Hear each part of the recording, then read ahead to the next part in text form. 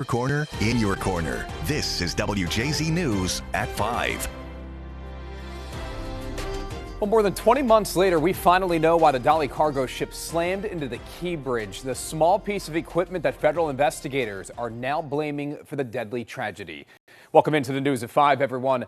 I'm Rick Ritter. And I'm Nikki Zizaza. The National Transportation Safety Board says a loose cable led to the initial power failure on the Dali and is the probable cause of the most expensive maritime disaster in Maryland history. They say the state failed to act on warnings the bridge was vulnerable. WJZ investigator Mike Halgren live at that memorial for the victims to break down the NTSB's new findings. Mike, good evening. Good evening, Rick. Good evening, Nikki. Those who lost their lives that fateful day were never given proper warning, and federal regulators want to change that.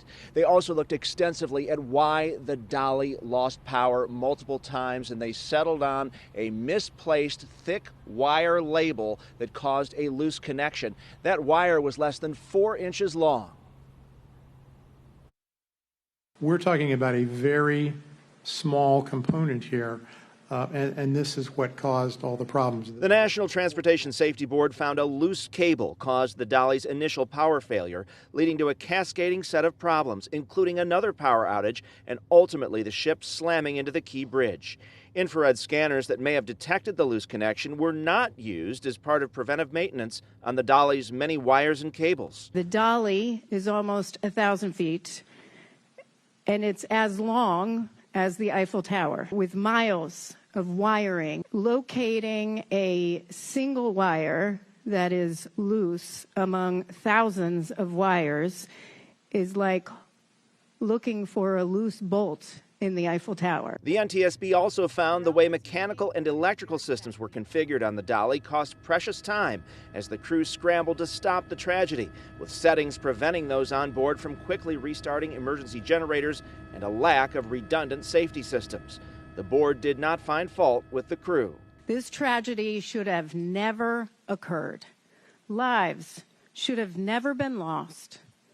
As with all accidents that we investigate, this was preventable. The exhaustive hearing into the probable cause of the disaster included a new image of the bridge as it collapsed and of the last vehicle to cross safely. The NTSB investigation criticized the state for failing to properly warn the 6 construction workers who lost their lives during the collapse and proposed new regulations to do so.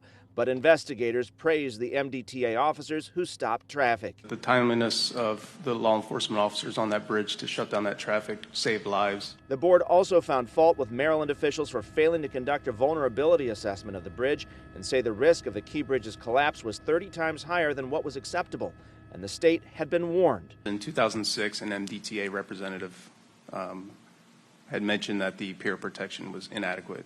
Was any meaningful action taken? No. The state now says the replacement bridge will cost between $4.3 and $5.2 billion, a sharp rise from the initial estimate of $1.7 to $1.9 billion. And the MDTA pushed back the timeline for completion from late 2028 to late 2030. We would like it to be done in 2028, but responsible, parties that we need to be, we have to give these realistic estimates of time, and that's what we think the 2030 timeframe is.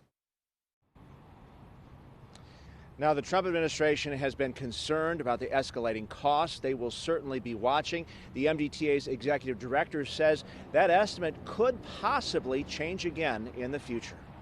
We're live in your corner at Hawkins Point. Mike Helgren, WJZ. All right. Thank you for that update, Mike. Well, the MDTA is responding to the findings, saying in part, quote, the MDTA maintains that the collapse of the Francis Scott Key Bridge and the tragic loss of life were the sole fault of the Dali and the gross negligence of its owners and operators. The Key Bridge was approved and permitted by the federal government and complied with those permits.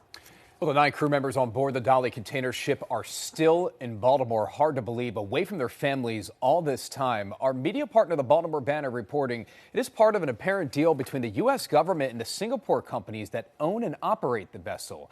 The Dali crew will remain in extended stay rooms as they await next steps on a potential criminal case, and that they could serve as witnesses in.